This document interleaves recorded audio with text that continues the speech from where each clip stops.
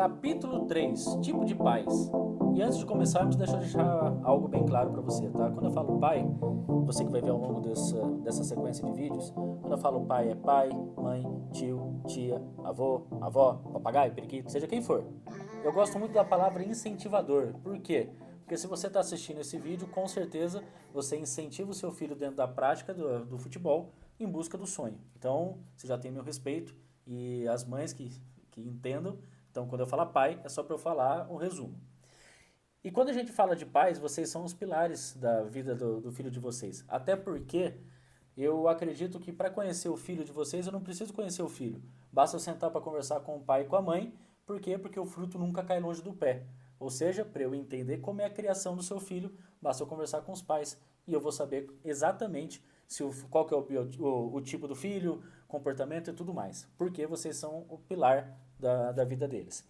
Agora, o pai do jogador, quando a gente está falando de pai de jogador, pai de atleta, pai de aspirante a atleta profissional, nós estamos falando de pessoas, uma palavra que eu gosto muito, nós estamos falando de renúncia. Renúncia por quê? Eu sei muitas vezes quando você, pai, deixa de ir para um compromisso que você poderia ter, ou um lazer, ou um hobby, para poder acompanhar seu filho.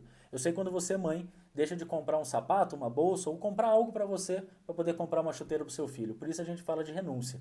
Mas ao longo desse vídeo aqui, eu vou falar para vocês os tipos de pais que estão espalhados por aí, que muitas vezes ajudam, muitas vezes até atrapalha a formação do filho, mas que você vai saber exatamente qual que é.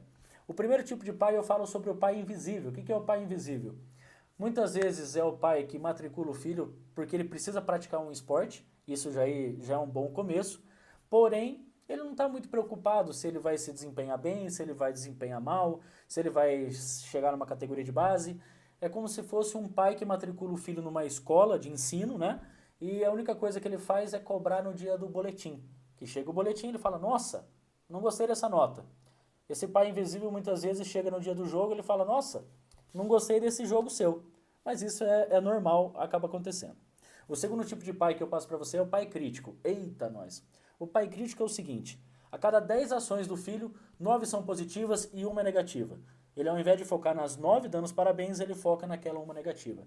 Dizendo, você não pode fazer isso, você não pode errar desse jeito, você tem que se concentrar mais e por aí vai. Logo, o pai crítico está muito mais preocupado em focar no negativo do que no positivo. Sabe aquela história do copo meio cheio e copo meio vazio? Então, o pai só olha para o copo meio vazio. E assim, o pai que é crítico demais, o filho chega uma hora que ele satura, né? Ele fica saturado dessa situação. Então tem que tomar muito cuidado. O terceiro tipo de pai que eu passo para vocês é um pai que é bem conhecido aí ao longo do tempo, que é o pai técnico. Oh, como tem pai técnico, né? Tem 3 tipos de profissões no Brasil, né? Médico, dentista, advogado, administrador, seja lá o que for. A segunda profissão, treinador. E a terceira profissão, entendedor de política. Mas nós vamos falar do pai técnico. Todo mundo acredita que sabe e entende sobre futebol. Chega sábado e domingo, né? Durante a semana, o pai tem a sua profissão, né, de segunda a sexta. Agora chega sábado e domingo, a profissão como treinador parece que ela aflora. Ou seja, você vira um entendedor de tática, um entendedor de observação técnica, um entendedor do que é certo, do que é errado. E aí seu filho está jogando bola e muitas vezes você está dando uma informação e você não pode dar esse tipo de informação para ele durante o jogo. Porque o treinador é a autoridade máxima.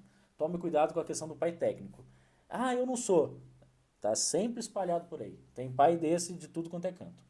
Tem o pai tipo super protetor, é aquele pai que não quer que o filho sofra, que o filho passe pelas etapas do processo, pela dificuldade em si.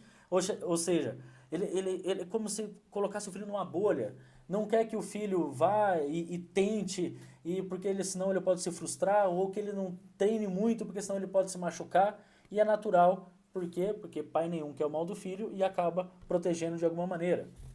Tem outro tipo de pai, que é o pai frustrado. O que é o pai frustrado? Aquele que tentou ser jogador de futebol, mas por algum motivo não conseguiu.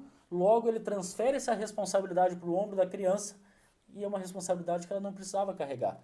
Uma responsabilidade que enquanto era para ele estar só se divertindo, ele está ali tendo que carregar esse fardo muitas vezes do pai de não ter sido jogador, de ter passando isso para a criança. Tem um tipo de pai, que é o pai colaborador. O que é o pai colaborador? Esse pai é muito legal. ele sempre está à disposição do time, do treinador, de outros pais para poder ajudar. E esse é o pai que tem um estilo servidor. Ele acaba sempre servindo porque ele sente prazer em poder ajudar todo mundo que está ao redor. Outro tipo de pai é o pai craque. Esse pai, ele sempre é o mais badalado. Todos os outros pais chegam, dão um tapinha nas costas e falam, olha, dinheiro em caixa, hein? Seu filho é bom, hein? Vai virar jogador profissional. Aí a criança tem 8 anos. Eu falo, Jesus amado. Mas isso é normal. Todo time tem um pai do craque. E até por uma questão talvez de ego, esse pai tem o ego massageado pelos demais. E não tem problema nenhum. E é muito fácil detectar o pai do craque numa arquibancada. E por último, eu tenho o pai consciente. O pai consciente é uma junção de todos os pais, que sabe sim que ele tem que criticar, mas mais apoiando do que criticando, que ele tem que acompanhar, tem que ser super protetor, mas tem que fazer com que o filho entenda dos processos que precisa fazer. O pai técnico, ele tem que entender sim para poder dar um direcionamento, entendendo que ele tem um limite para poder, não pode extrapolar, que é o limite do treinador. O pai colaborador, ele entende que ele está ali para servir, e todo pai está ali para servir, enfim. O pai consciente, para mim, é o pai ideal, né? Não tem um certo, não tem um errado, mas o pai consciente que tem ideia e tem noção de qual é o seu papel na formação do atleta, esse pai faz muito sentido na formação do atleta como um todo.